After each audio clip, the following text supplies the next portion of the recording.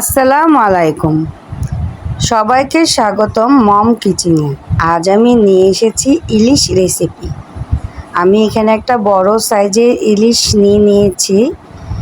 এটাকে আমি সুন্দর করে কেটে প্রসেস করে নিয়েছি। দেখেন 5 পিস মাছ হয়েছে। আমি মাছের মধ্যে ডিমগুলো রেখে দিয়েছি। তারপর এখানে হালকা হলুদ, মরিচ এবং লবণ দিয়ে মাছটাকে ফ্রাই করে নিব।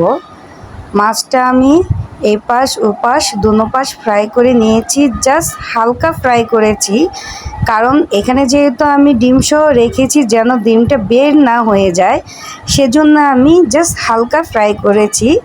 তারপর সয়াবিন তেলের সাথে হালকা পরিমাণ সরিষার তেল দিয়ে এখানে আমি বড় বড় সাইজের 4টা পেঁয়াজ নিয়েছি। পেঁয়াজগুলো যখন একটু ব্রাউন কালার হয়ে আসবে, ঠিক তখনই আমি এখানে হলুদ এবং সামান্য পরিমাণ মরিচের গুঁড়া দিয়ে দিব।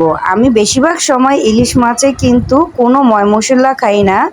অনেকেই কিন্তু এখানে আদা বাটা, রসুন বাটা, জিরা বাটা অনেক কিছুই খায়, কিন্তু আমার মতন একবার ট্রাই করে দেখবেন। ইলিশ মাছে আপনারা যদি নানান ধরনের মশলা দেন তাহলে কিন্তু ইলিশ মাছের ঘ্রাণটাই চলে যায়, আসল স্বাদটা পাওয়া যায় না।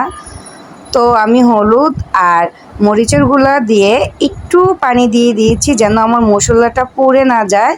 এবার আমি এখানে 2 চা চামচের মতন লবণ দিয়ে দিব। লবণের পরিমাণটা আপনারা আপনাদের আন্দাজ অনুযায়ী দিবেন, কারণ অনেকে লবণ বেশি খায় তরকারিতে, অনেকে কম খায়। আমি যেহেতু কম খাই সেই জন্য এখানে আমি কম দিয়ে নিয়েছি।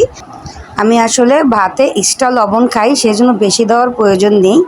যখন পেস্টটা এরকম একটা তেল উপরে চলে আসবে, তখন এখানে আমি ভাজা ইলিশ মাছগুলো দিয়ে দিব।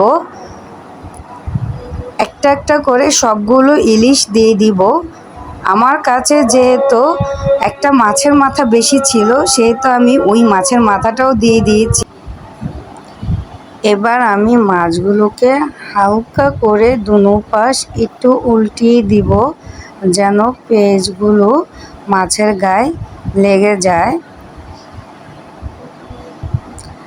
তারপর যখন এরকম একটা তেল ছিকছিকে ভাপ আসবে, আমি যেই বাটিতে মাছগুলো ভেজে রেখেছিলাম সেখানে হালকা পরিমাণ পানি দিয়ে এখানে দিয়ে দিব, সাথে আরেকটু পানি মিক্স করব এবং এটা 5 থেকে 10 মিনিটের জন্য ঢেকে রেখে দিব। হ্যাঁ, আমি যে মাঝখানে নাড়া দিচ্ছি, এটা হচ্ছে যে মশলাটা ভিতরে থাকবে সেটা চারদিকে ছড়িয়ে যাবে এবং পুরোটা মাছে মিশে যাবে। খেতে কিন্তু খুবই মজা লাগবে।